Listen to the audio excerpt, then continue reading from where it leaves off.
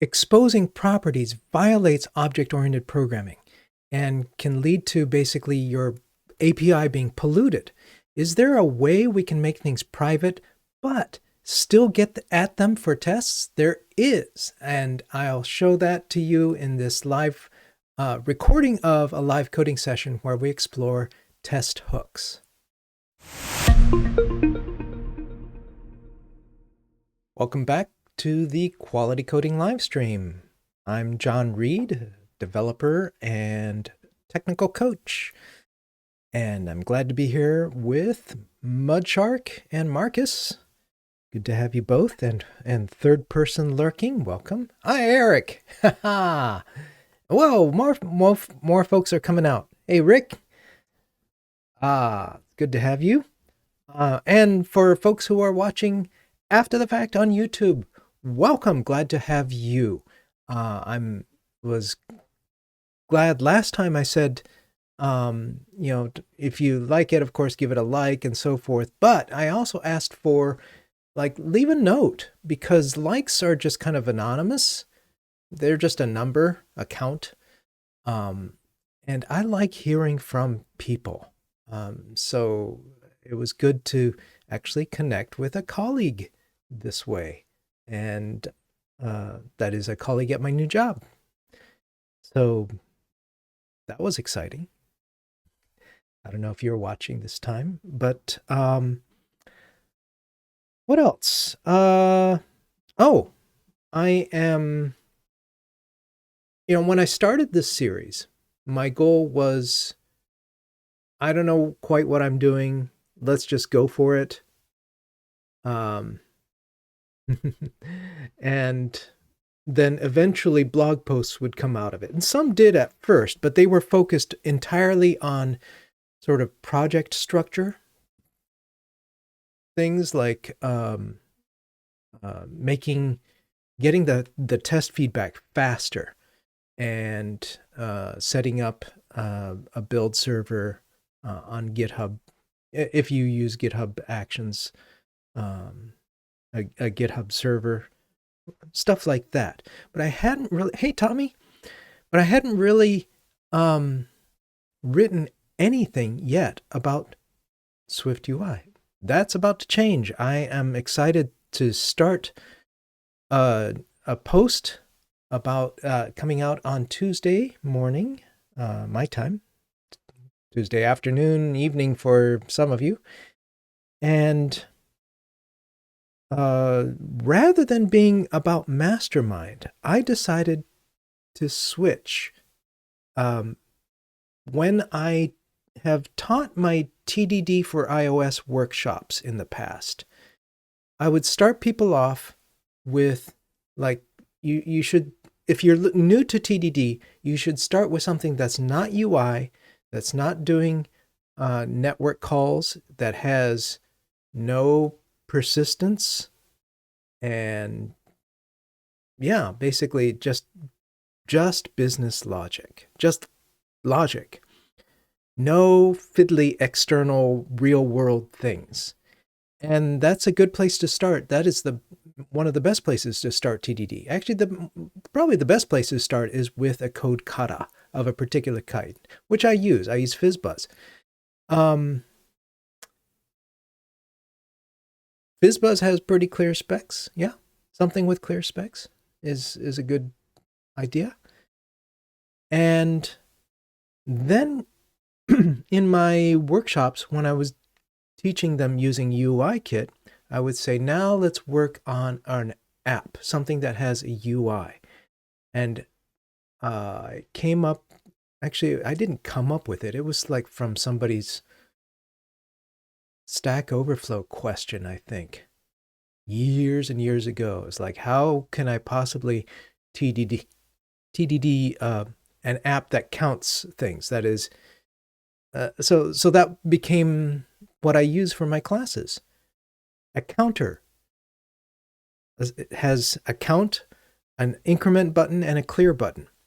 Should be like super simple, except what's cool is that introduces you to the world of unit testing straight through the UI.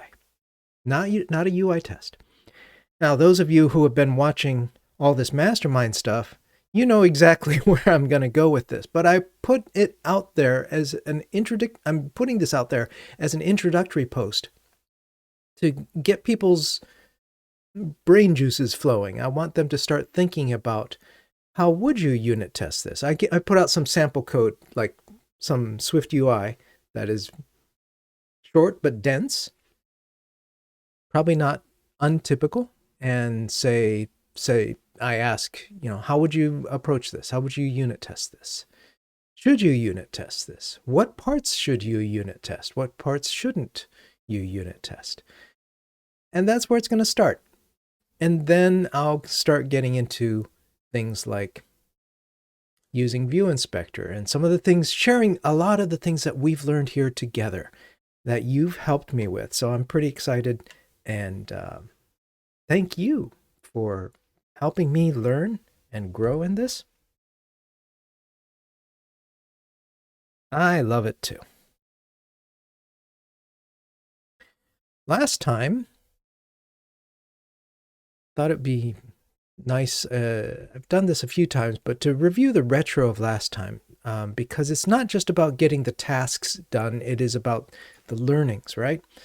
So I did discuss at some length the perils of snapshot testing.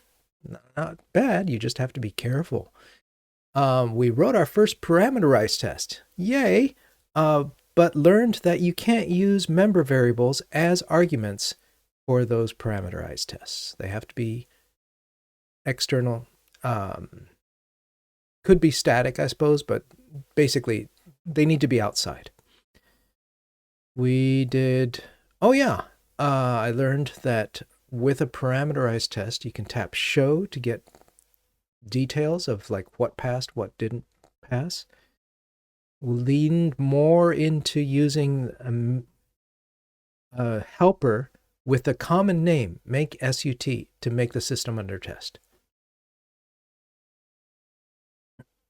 And yeah, so I'm going to have to blog about that, for example, even though it's unrelated to TDD strictly with Swift UI strictly. It's one of the great things that has come out of this live coding with you. We did some following code smells and ruthless refactoring, and in particular, I started really looking at, I've got exposed properties, and that came from this book. Let's see. Oh, it's green. The cactus is green. There's a green cacti here that is creating an empty hole. Haha. The book is Elegant Objects by Yegor Bugayenko. It is a very opinionated book. I got this for Christmas. You can hear how opinionated it is just by this TLDR on the front. It says, TLDR, there are 23 practical recommendations for object-oriented programmers. Most of them are completely against everything you've read in other books. For example, and so these are the things that the author writes against. Static methods. Yeah. Null references. Now, here's where all the Swift programmers go back. Yeah, nulls. Nulls are bad. Getters and setters. And mutable classes are called evil. So the author doesn't hold back.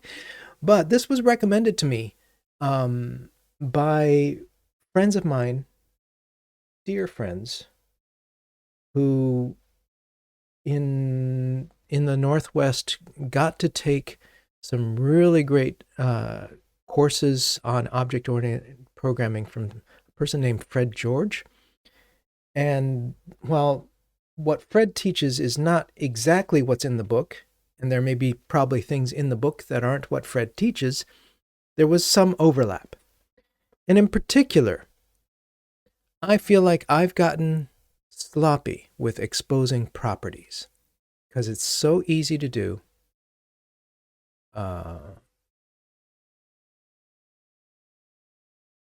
Especially in Swift. I'd say that make SUT is more important early on in the project before you have clear interfaces. Yeah, probably so, Mudshark. But also, there are those times when, you want to make the system under test, and you want some things that are the same across the test, but other things that you want to vary. And that's the real juice for me of a helper to make an SUT, is you can expose as parameters the things that you want to vary with defaults and hide the things that are like, this is just straight across all the tests. So more like a standard setup. So those are, I just wanted to review those, particularly because I slapped this in here, even though it doesn't really belong. In fact, I don't think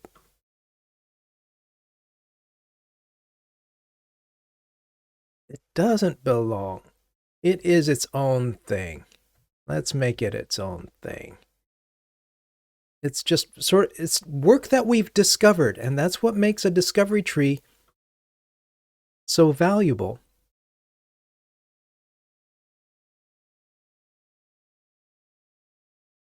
You don't have to have everything figured out up front. So I want to lean into this. I want to hide properties, because otherwise we're going to continue to add functionality on top of a sloppy interface. And exposing properties, particularly getters and setters,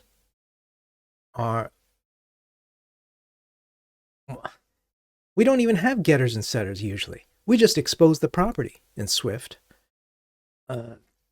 So there are, I think, a couple of places. We started doing one last time.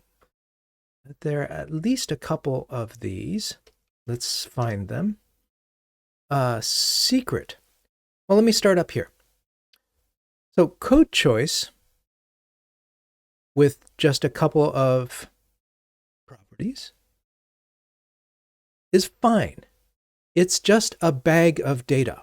It has no methods. So it's not trying to be intelligent. It's just, here's two pieces of data that go together.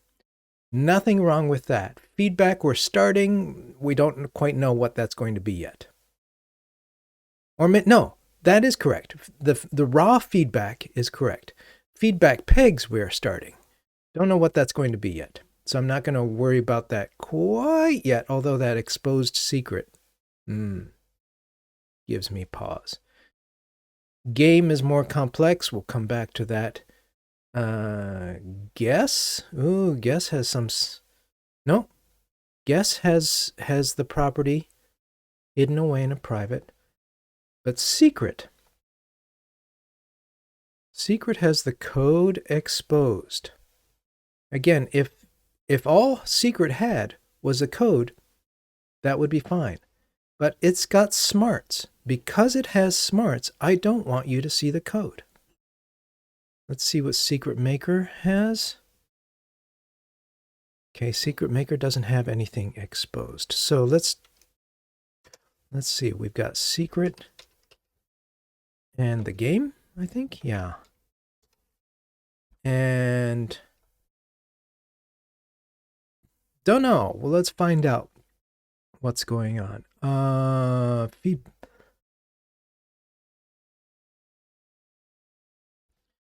Feedback pegs we're creating, but we should probably stay on top of that. Scooch.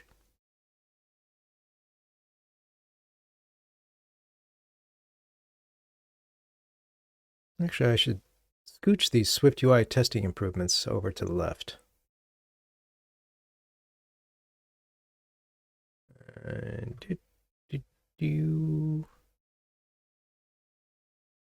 Well, I'll do that later. So here is where we want to play. Oh yeah, I was going to add, sorry, got distracted. Feedback pegs.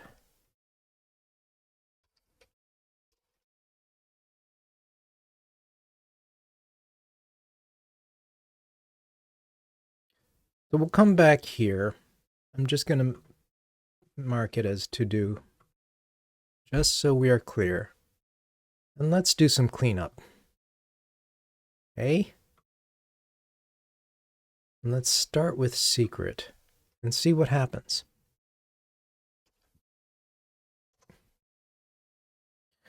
So secret has this. The first thing we have to do is, before we can hide it, is get an initializer in here. So let's accept that. And that should still be all happy as far as building everything, including tests.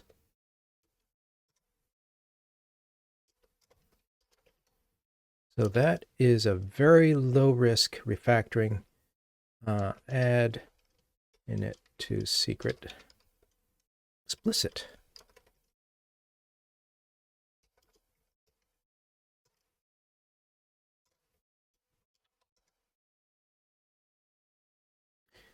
Now that we have it, the question is, where does it freak out when we hide it? And let's find out.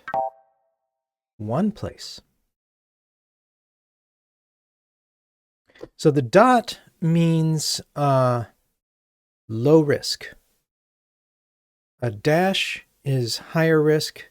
A star, it starts really small as a little dot. It becomes a dash and then becomes a star. It designates the level of risk.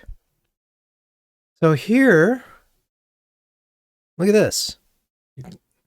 The secret code is inaccessible. And this shows that we're doing this in the wrong place, or we're asking the wrong thing.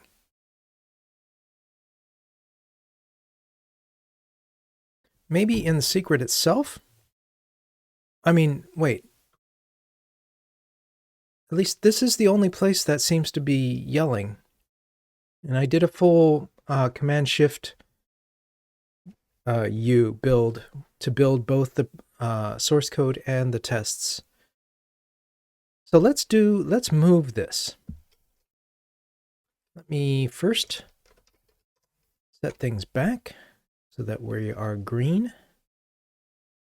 And let's move this into secret.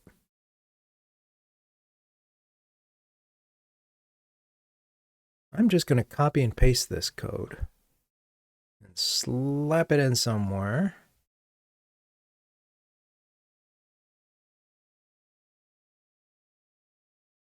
Is guess correct? Now, as part of the cleanup of pasting in code, you just say, well, we don't need to reference the secret. It is the secret. And now, this can say,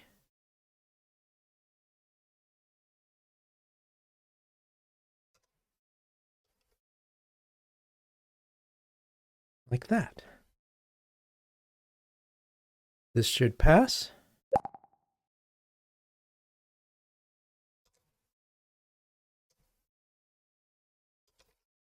So here are the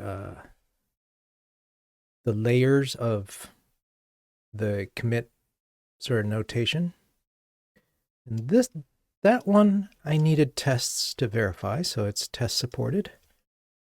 That is a move function is guess secret.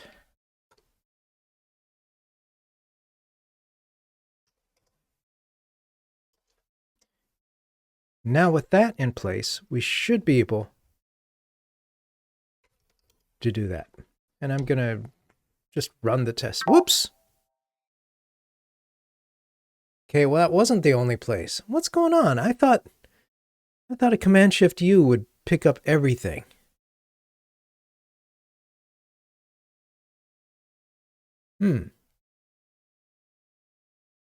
Is guess correct? Validate guess.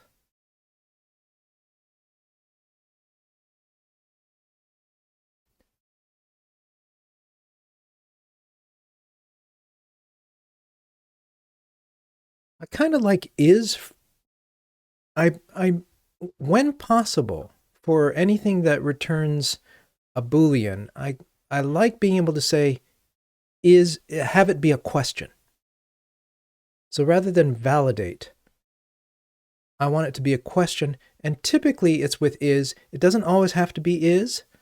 There are other ways to ask the questions, but is the most common prefix for a Boolean method. So I can't do this because we do have tests that need to poke around. Now, yep. So let me revert that change. Come on, system. Where'd you go? Thank you. Now we face a quandary. The code here, we want to examine it in tests because it's handy. They're disappearing on me. The errors are because I set it back. And it's handy to keep it handy, right? This is, strictly speaking, an internally scoped, meaning you can't access this from a different module, but we're only working in one module. And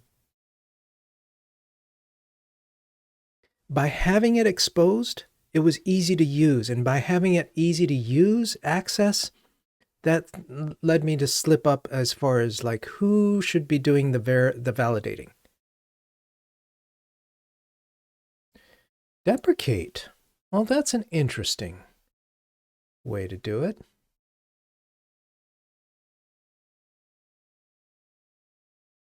So I want to do something that I've learned from looking through the Walmart code, and this is not proprietary. This can't be proprietary. I don't feel shy about sharing this. And that is to have to make it more explicit that for the test, we want to peer into something that normally you don't want to see.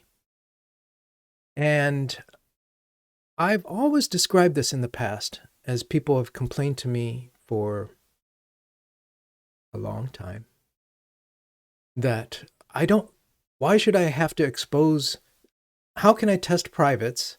And I say, expose them. And they're like, but I don't want them exposed. And I'm like, sorry, think of it as having a little flap on your audio visual system that conceals some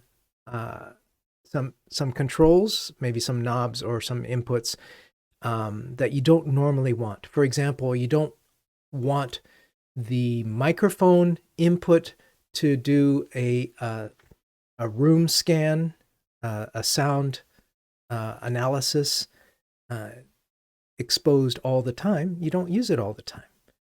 So normally that's behind a flap. So if only there were a way to say, we want to open that flap. This is what I want to make. Let's figure out how to do this. And Marcus, you can keep me honest.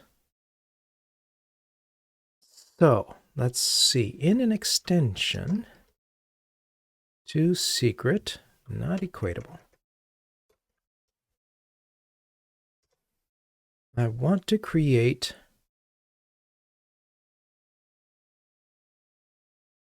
what is it? Exactly. Is it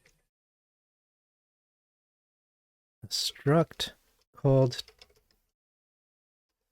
test hooks?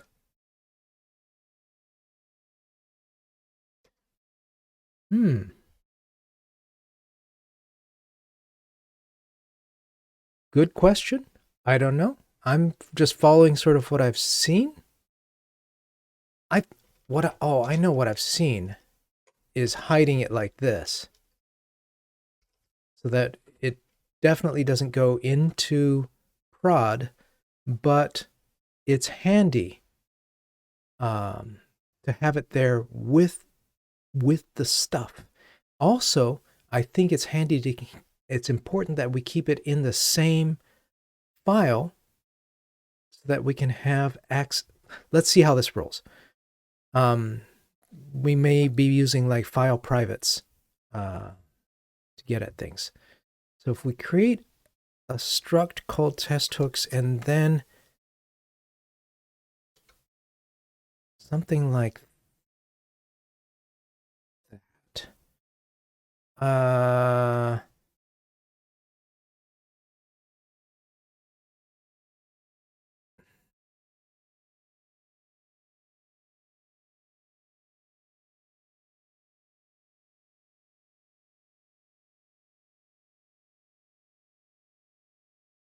Does the struct?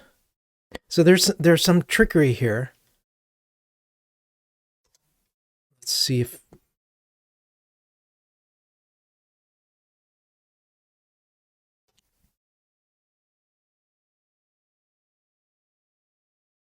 let's see what happens.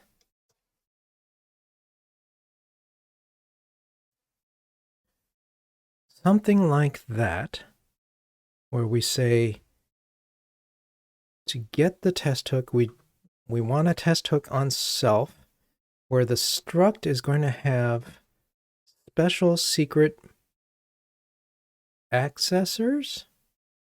That's what it is. What the heck is dynamic member lookup? Probably not what we want. Unless you had a whole bunch of stuff, like a whole bunch of properties. And if you have a whole bunch of properties, then you have another problem. So let's see. I want to say, and I may not be able to say test hook code, but maybe I can. Let's see if we can. Let's go back here and see if we can say this is var code like that. Now, how do we make it? Oh, I see. Reusable. Don't know how reusable these things could be. Can it be private now instead of file private? Will it pick it up? Let's find out.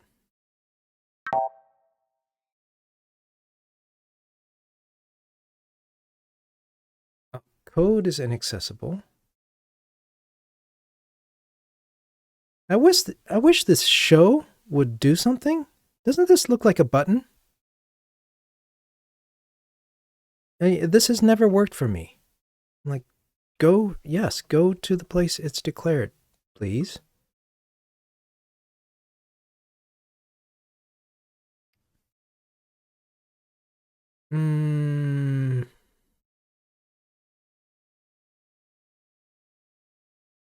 I don't see why this would have to be public.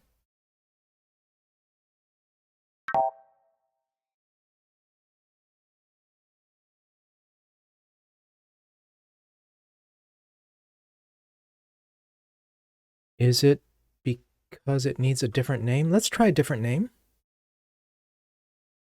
Like let's do the gross. Let's have a getter. We're going to basically do an end run and see if this works.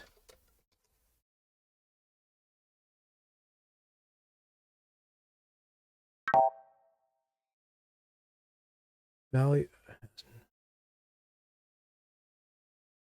Okay, so test. I think that's getting better. Let's see. Test hook. Test hooks.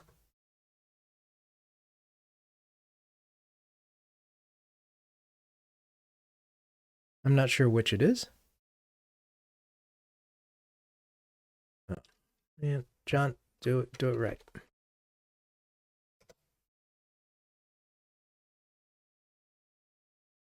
Let's see if this makes progress. Where'd that other one go? There we go. Now, can I change this to code? I don't know. Let's, John, use the things. Oh, it's not going to pick it up. Look at that.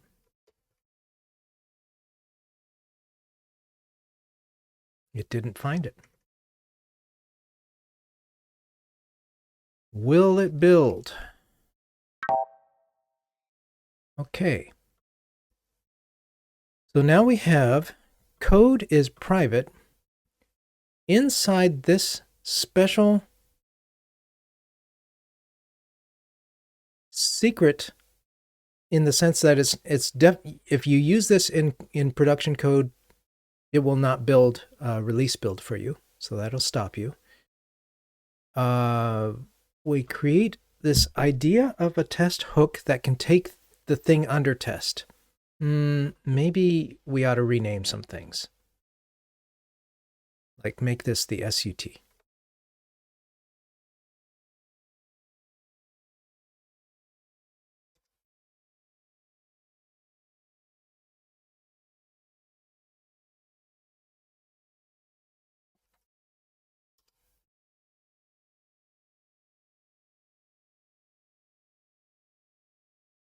Think that's the magic.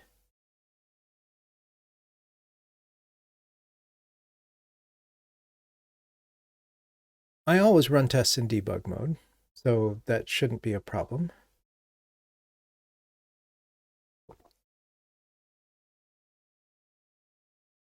I think that's it. So let me now set this back so that everything builds, but we should have the one place that is okay. Look at that. Okay, this is a very cool trick. And I want to know who to credit. Somebody invented this, and I've never seen this before.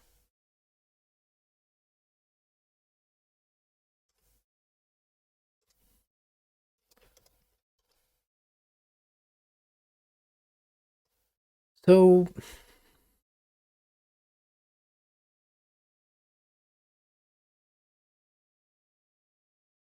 the problem with if debug, Eric says, if there is no validation for a release build on CI, this code can still appear in production code, but later would give a headache.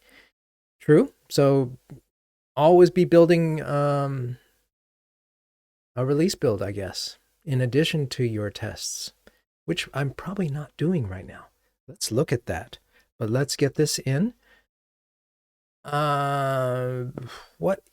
How to characterize this? It's pretty low risk, but because it's a bit more convoluted, I'm going to increase the risk a bit and say add test hook. Let's have a look at Eric's question.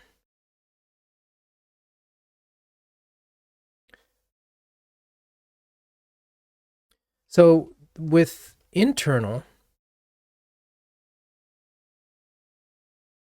this is the same as this. There's absolutely no difference. Internal is just, or rather, no access modifier is shorthand for it's internal, meaning anything inside of the module can get at it, and anything outside, particularly test code, can still get a testable import to get access to it. So because tests are in their own module, that's how that works. So I can't.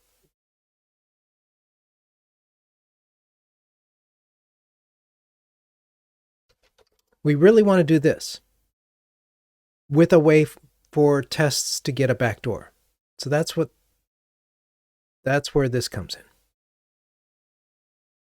It's an interesting little trick.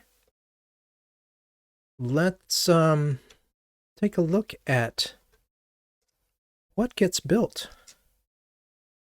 I'm pretty sure I just have a run tests, but I don't have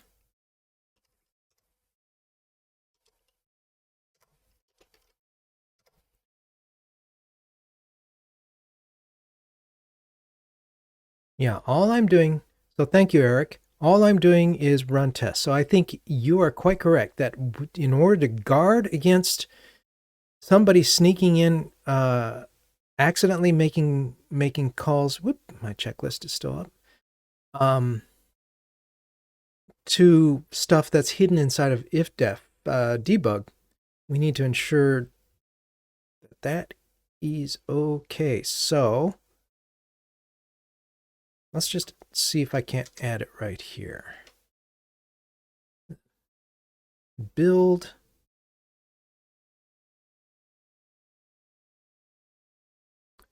I'm going to add another job called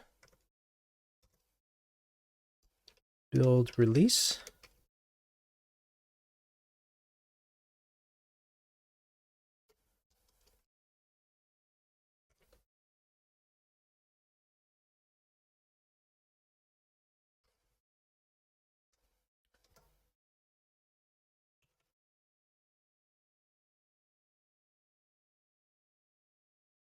That would be nice. Is there a reason we couldn't do it ourselves? I'm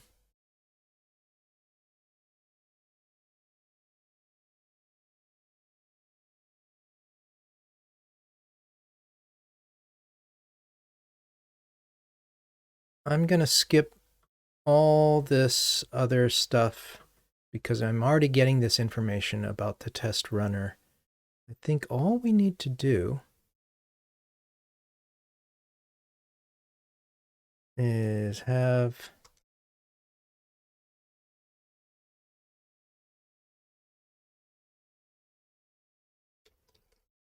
build step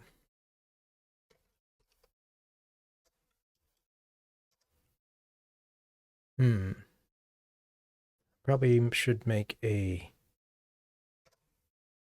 command line script.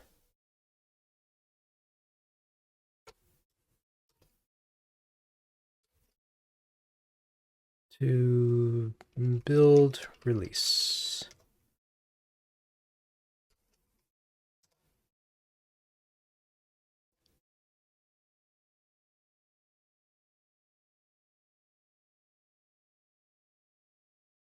So no test.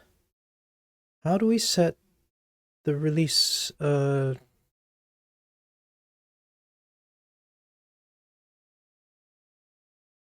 Xcode build.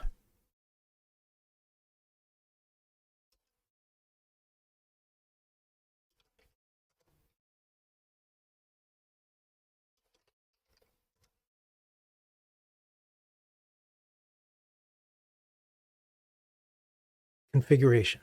That's what it is.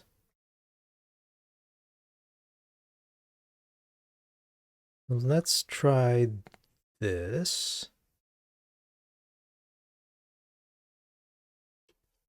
Configuration release. And let's try it locally.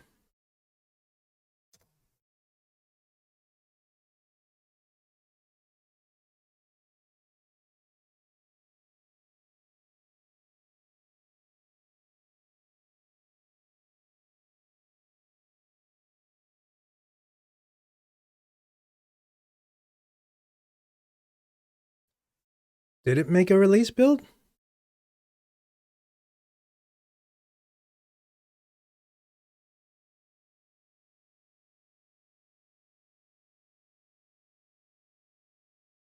Where did it make a release build?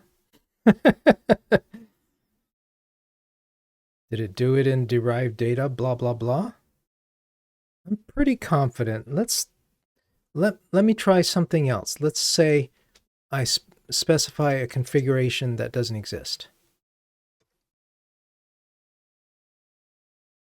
Uh-oh. Uh-oh. I'm less confident now. Um, shoot.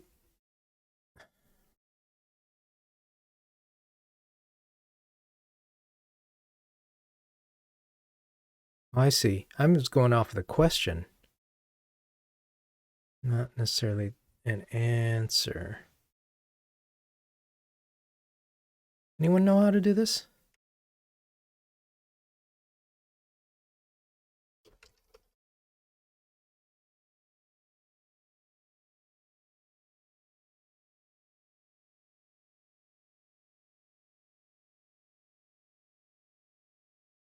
I do want Xcode build.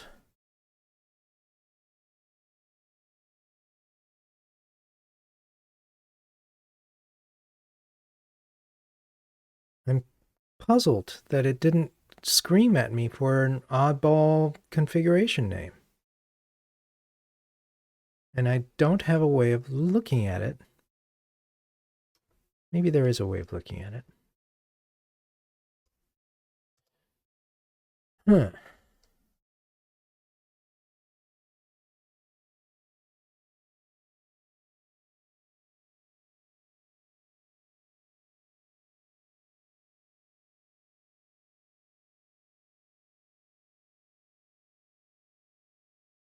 Let me finish this. Oh, that's a good idea. And maybe I should just take off the XeBeautify initially. This is build release.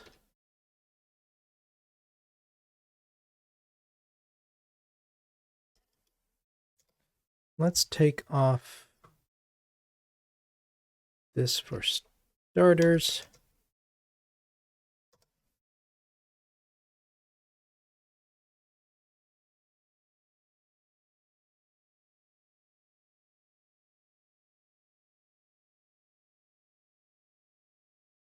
It went into there, release.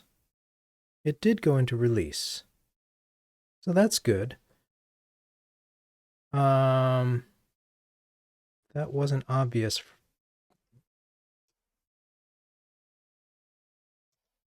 And what happens if I say something bogus? Can you just have arbitrary configurations?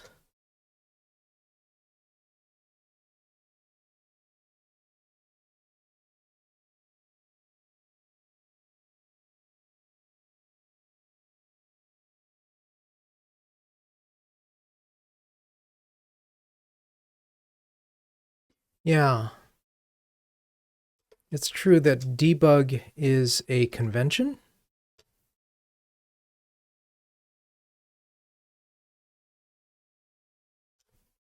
But the configurations themselves are specified. The flag name, uppercase debug, just happens to be defined. Yeah.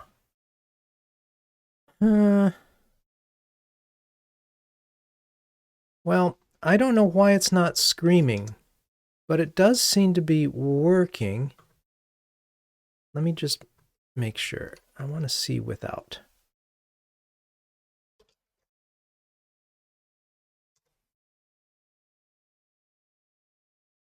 There, debug simulator. So I'm putting that back.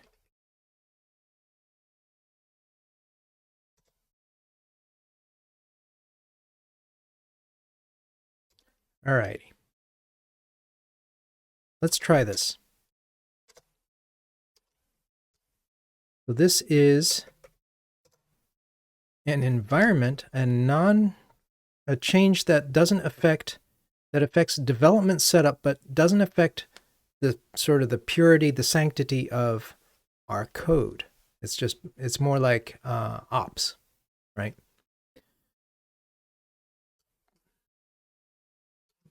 Do release build on build server.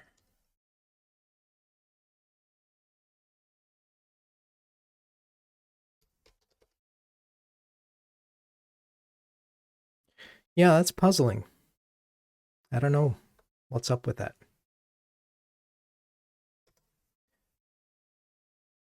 Now let's have a look. So this So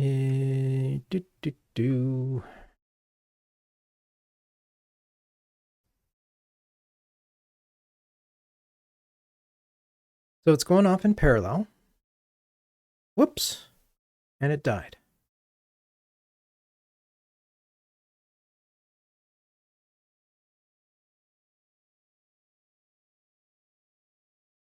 Boo. What the heck? I know I'm using 16.1.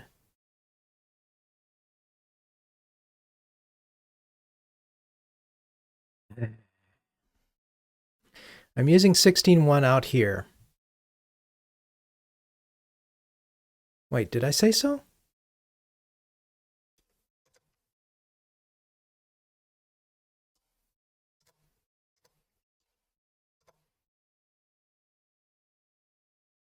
Oh, I didn't do this.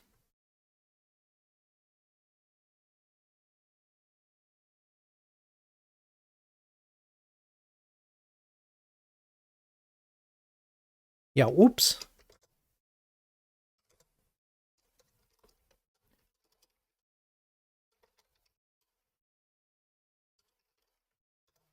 Try again.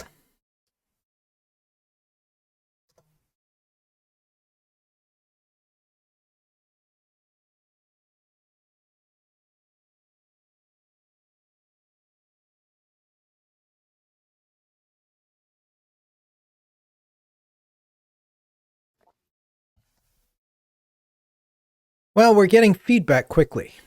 And yeah, I imagine that for really complex things, is there a way to set up a fake runner? I have no idea.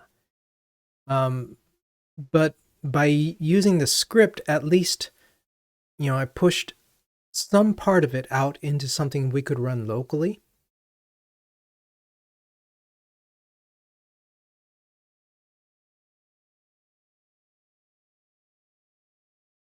It's still crying. What's up?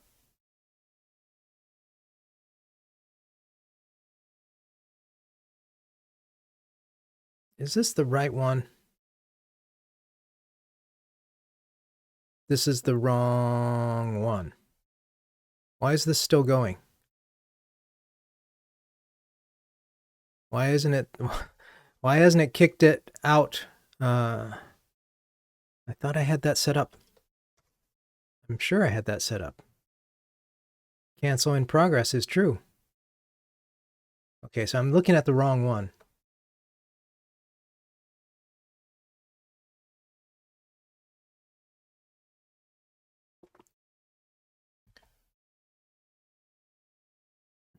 Come on. Stop, would you? Like, stop. There. Finally it decided. Here we go. Okay, there. Build release done in 29 seconds. I feel a lot better. The rest of this will do its normal thing. All right. Thank you, Eric, for that good save. Good catch. Again, the issue is that we have this. What if you call on secret, say, give me the test hook from someplace outside? Why don't we validate that real quick?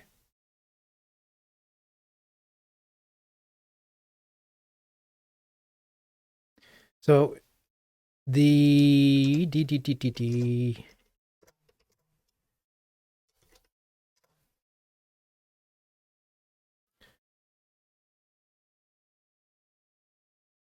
this one does not specify a configuration.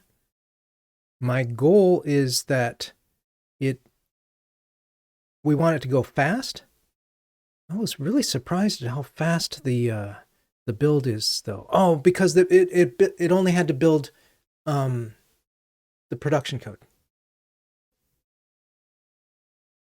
So if we were to be more explicit, it might be nice to say this. But this is what we're getting by default. Now, let us see it fail. Let's do something we shouldn't do. Where's a place that is instantiating secret or has access to a secret?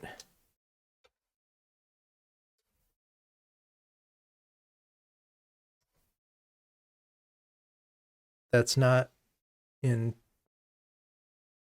tests. How about out here? If I say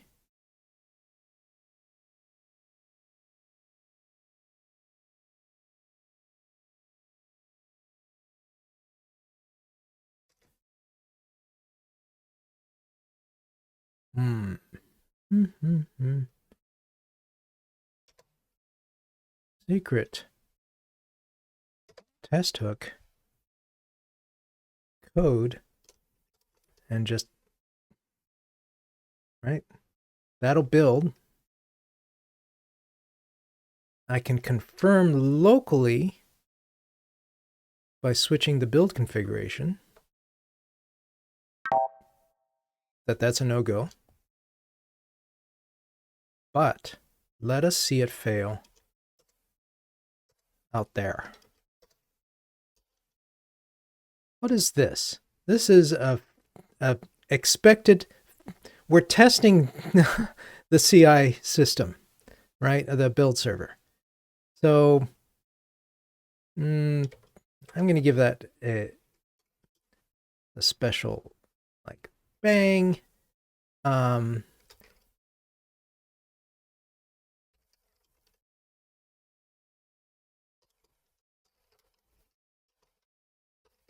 There we go. Let's try it.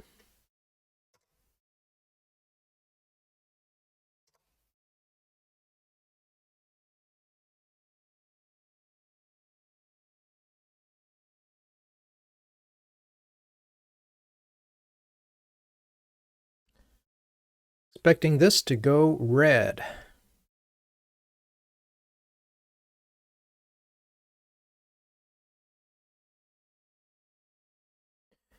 Never trust a system you haven't seen fail. Eric is absolutely right on that. Okay, success. Good.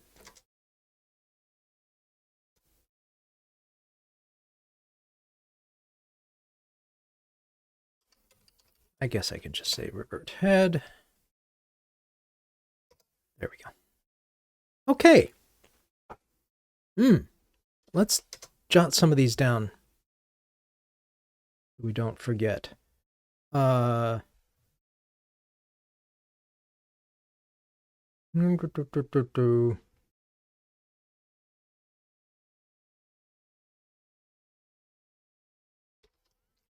Test hook to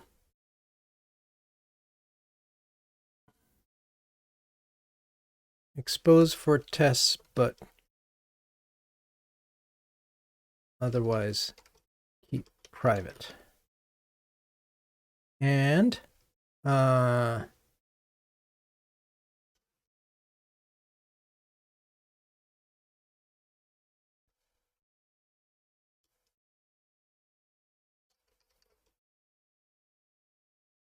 not should, must.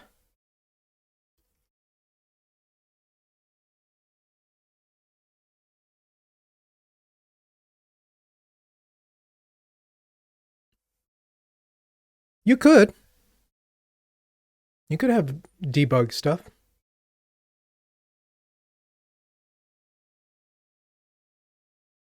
And what's to stop you from doing that? Your team? Your conscience? your brain.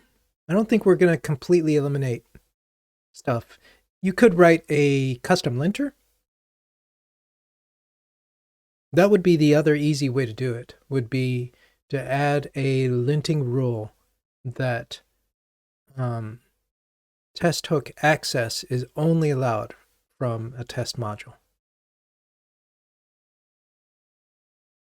And that would work.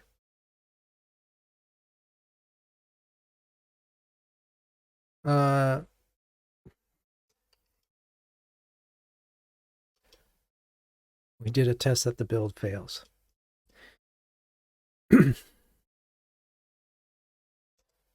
Pretty nice. Okay, let's now see about fixing up these tests.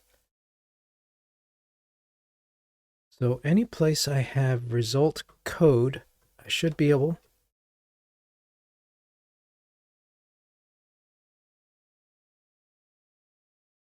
to replace with result test hook code.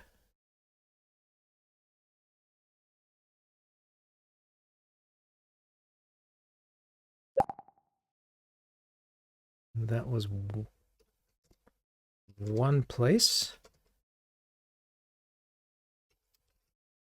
So this is a test only change, so it's definitely not going to break production code. Use test hook. There was one other file, I forget where it was. Let's go back by making this private and finding it. Here it is.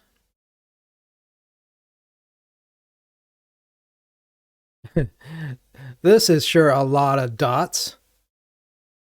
It's already a lot of dots. It is a train wreck. We're gonna get to cleaning up game at some point. So secret code becomes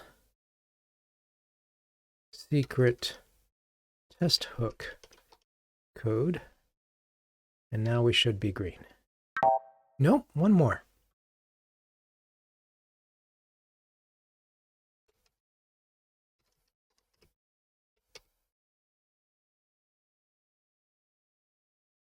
And there we did it. Okay. So now tests can get at the code, but your code can't. And I feel better about this, especially because it led us to move this into the right place. Is that other one? Don't know about that other one. The original caller that's calling here. Should that move? I doubt it. I don't know. Anyway, this is all good.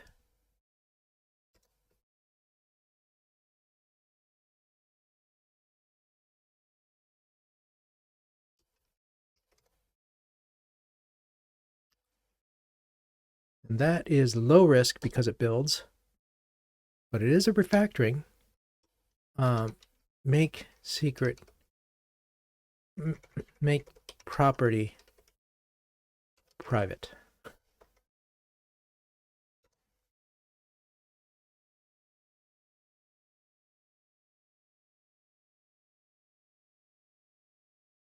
Yeah, I wonder if this has already been written up in a Walmart blog. I certainly don't want to, steal stuff and write it up on my own blog as if I'd invented it, or not give credit or poach someone else's work. The other possibility is that I'll write about it in a Walmart blog. No, not me. Somebody else should, except that I have the writing experience. I'll find out. But there's a test hook. And there we have secret is now hiding its properties. Yay. Feedback pegs is the other small one because it's brand new. Because it's brand new, I'm kind of leery about working on it yet. Game is the big one. Well, let's take a look at feedback pegs for just a second.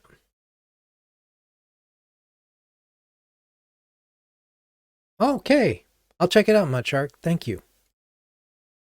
Can you share the link?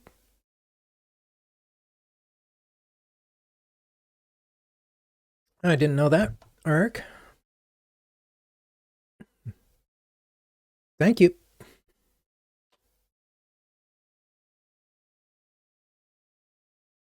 There it is. I will find out.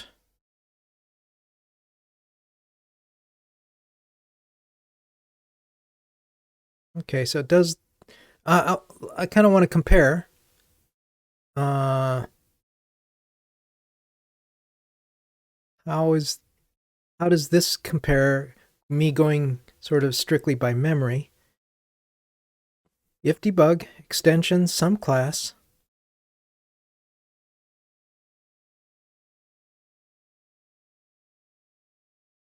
It's kind of interesting to put the test hook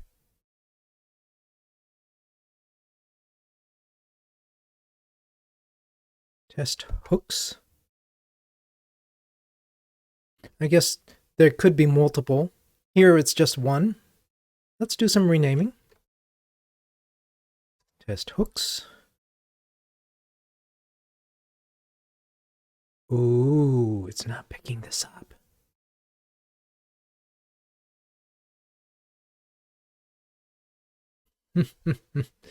Bad Xcode.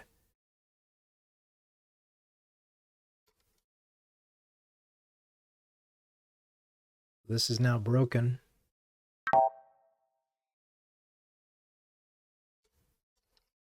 Let's do a matching word.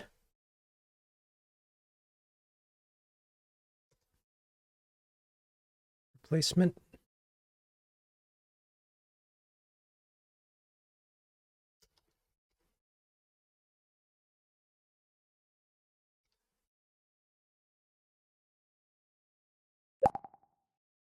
And let's move this up to make it a little more just similar to the article.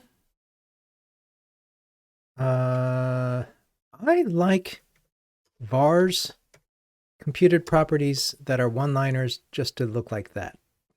Me, personally.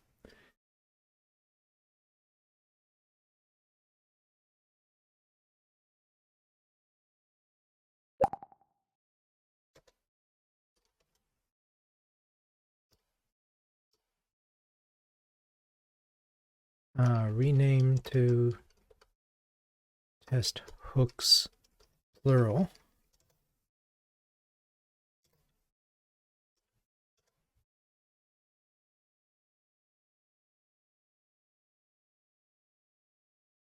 Is what because it's in the test target?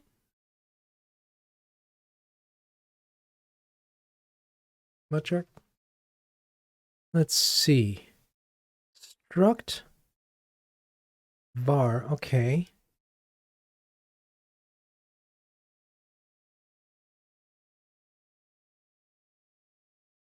Why is it var? Unnecessary. Target.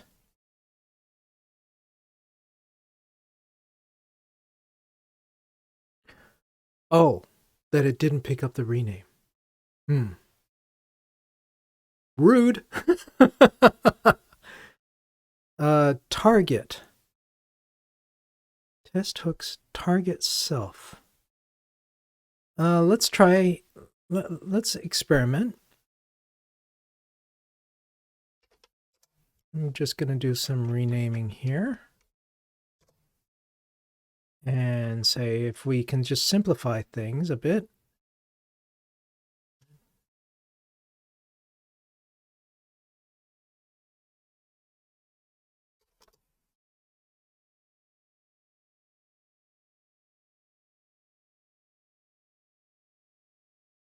That's simpler.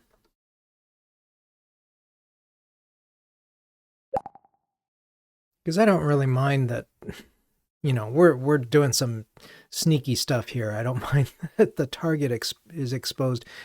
Or do I? But it makes it easier to write.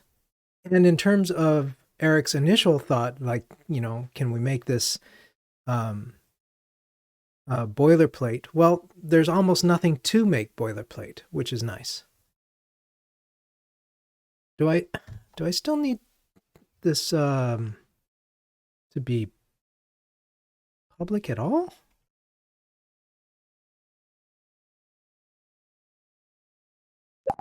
And again, in keeping with my philosophy of one-liners,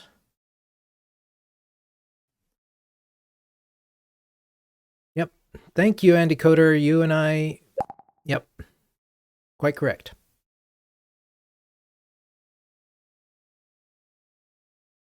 So there it is. That is a simpler version. Simplify test hook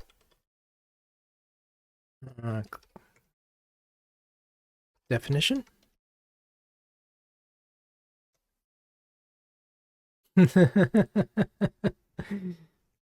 Yeah, I'd probably get slapped elsewhere for having one-liners, right?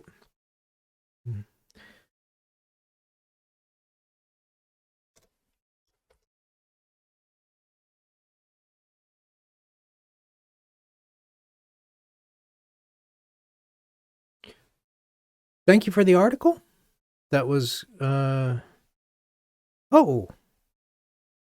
look at that.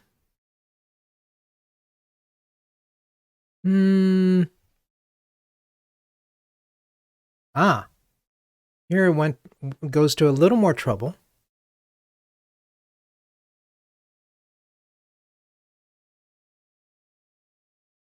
It restricts the initializer.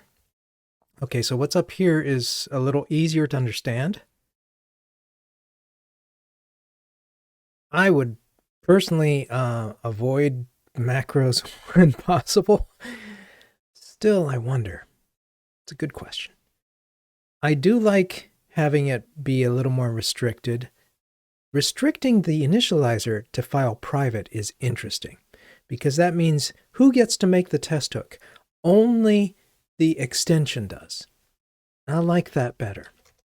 Let's do that.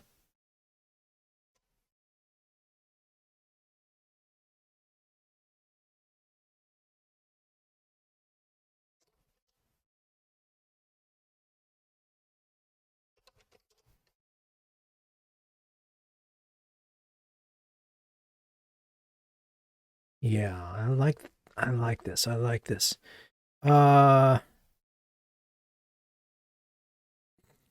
Can this, I don't think this can be private. Yeah. But it can be file private. So that's better. It's just a little safer to lock it down as far as like who gets to make this. The only person who gets to make this is anything in this file.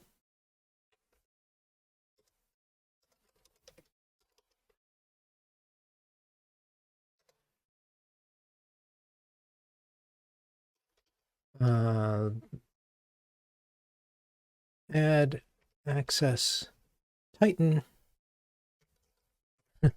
retighten access control on test hook.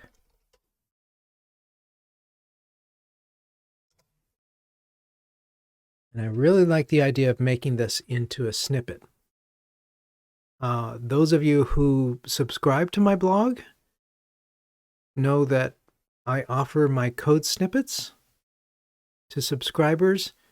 It's funny to me how few people actually download them when I give updates to my subscribers, because doggone, they're handy for me. This is definitely one that I want.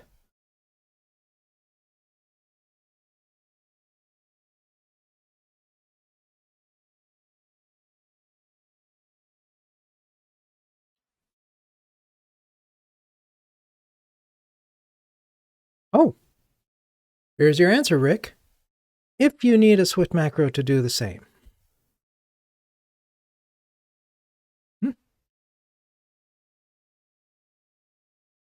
Interesting.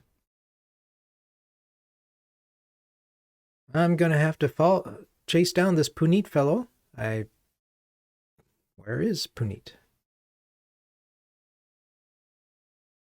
And thank him. Well, this has been a fun session. Yeah. Let's have a quick look at this.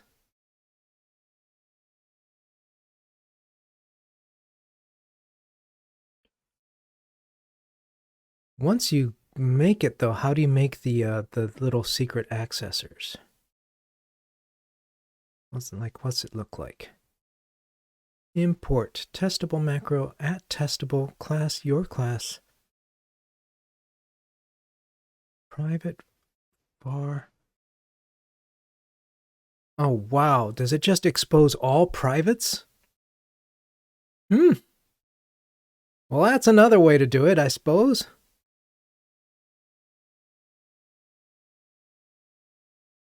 All right.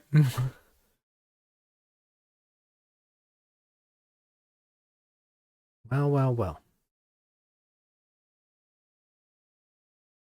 And this was written less than a year ago. Great find. Great find.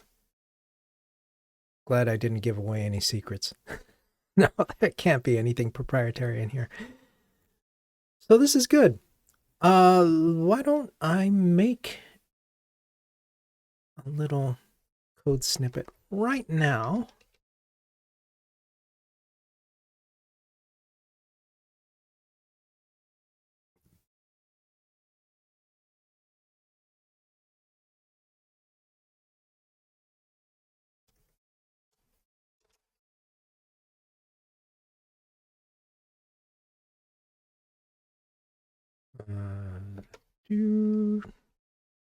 Oops.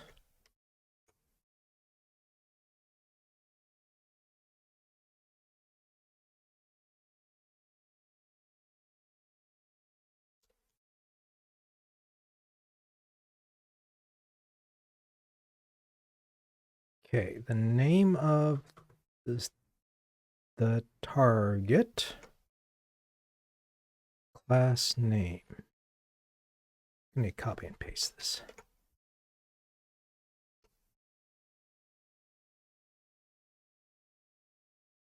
Class name, class name, class name. I've gone at least a couple of sessions without mentioning app code. Today I must break that and say app codes. One thing I am missing right now from app code is the smart the live code templates, because here, once this becomes a code snippet, you have to add the class name here and here and here, the same thing. And with app code, it would be just like start typing and it would fill in all the others if you defined it that way.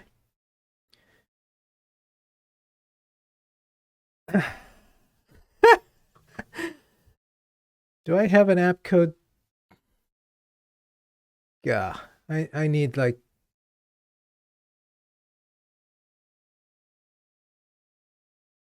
I probably need to still make. I didn't think I would need a little icon for app code, but maybe. Multiple cursors.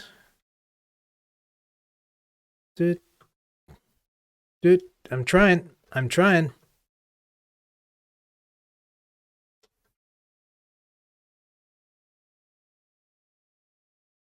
How do you do? I know that holding down Option lets you get multiple cursors by dragging that way. Is there a way to click and say, I want a cursor here and here and here? Is the thing with these placeholders. Yeah, it could be placeholders in particular that are getting in our way.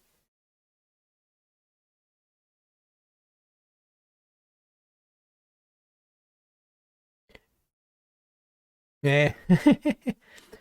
Well, this is worthy of a snippet.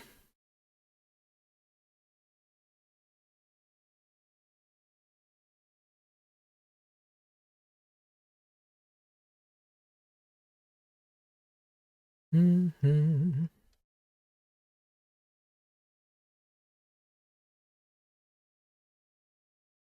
Let me do that. There we go.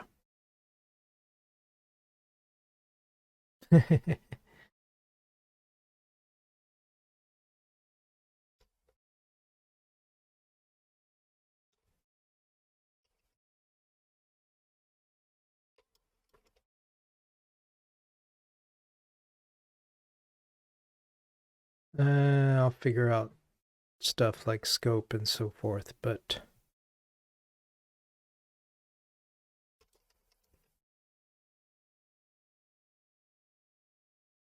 cool. Coolio. You know what? We're at just about at time. Not quite. Maybe we can get started on. Well, let's take a look at feedback pegs just a second. Feedback pegs, it does have a count here already. What's up with this? Let's see if we can't make this properly private. Hey, that's good enough for me.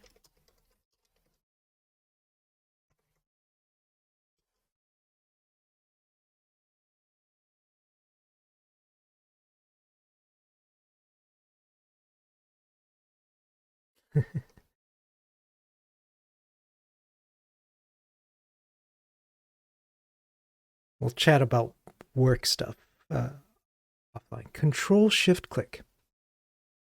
Hang on, Tommy. Hide property. Make property private.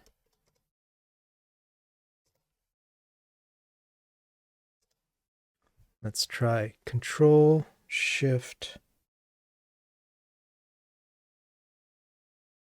Oh, look at that. Okay, so if I have a test hook.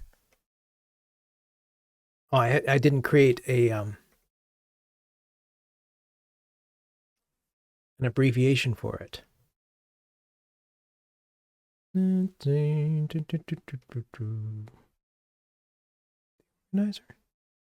It's not the organizer. How do I get at it? It's the library.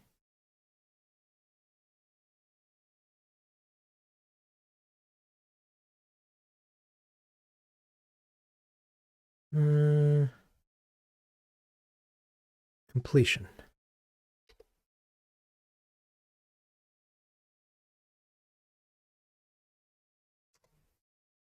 Okay, so now the question is, since I can start typing here, can I Control Shift here? Oh, glory.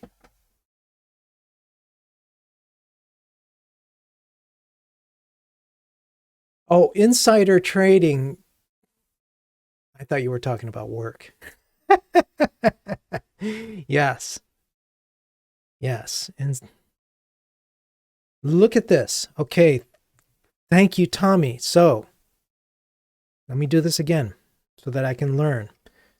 If I create a test hook and it starts off with it here, I can Control Shift here and here and start typing. Okay, this is for feedback pegs. Nice. And then I should now be able to tab to the point where we say add test hooks. Let me try this. Nope. I've got to get out of that. Oh, doggone. Fine, I'll click it. All right, though. Great.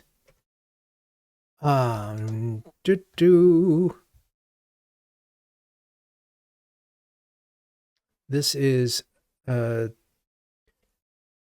multi-cursor selection.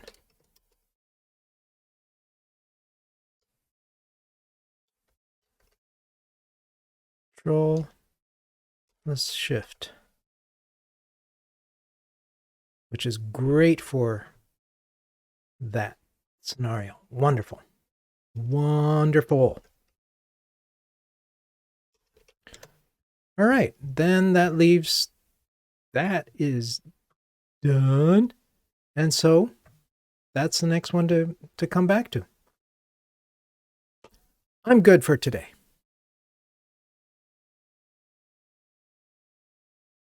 Try also with the double kick.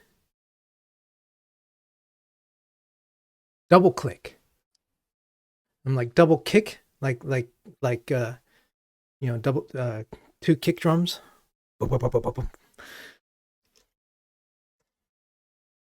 Let's try it.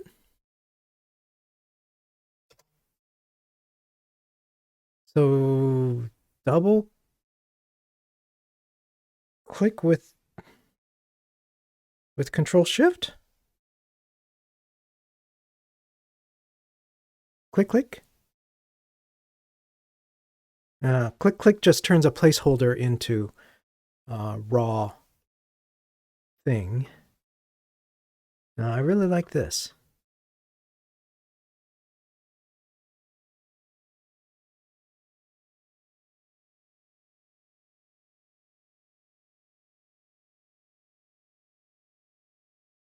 Oh, whole words. So outside of placeholders, there we go. Yes. Nice. Nice. But with the placeholder, the click itself selects the whole thing. So that's good. This is great, you guys. I really, really, really like this. Let's just make sure that that's the only thing I've got. All right. With a tip of the hat to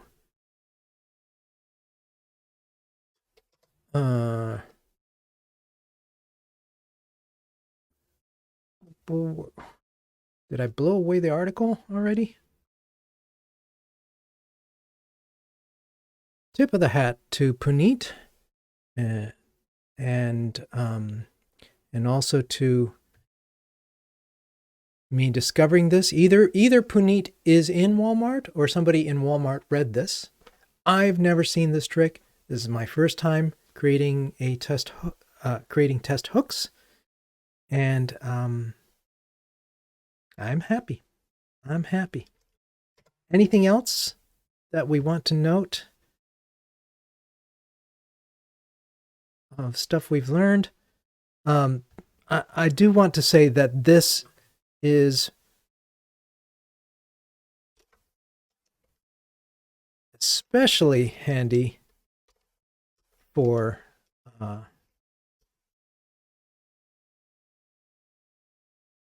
code snippet. Okay.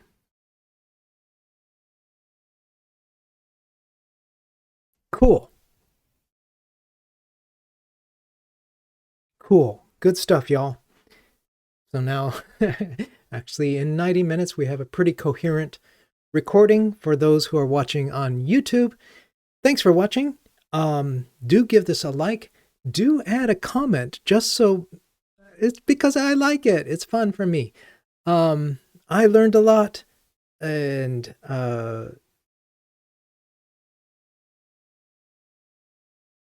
what else to say? I don't know. Thanks for coming. I'll see you around, and do take care of yourself, especially as for folks in the United States of America. Hold on to your butts. Here we go into Biff Tannen's alternate timeline. All right? We're going to make it through if we help each other. Take care. See you next week. Nope. Stop streaming. I thought I hit that button.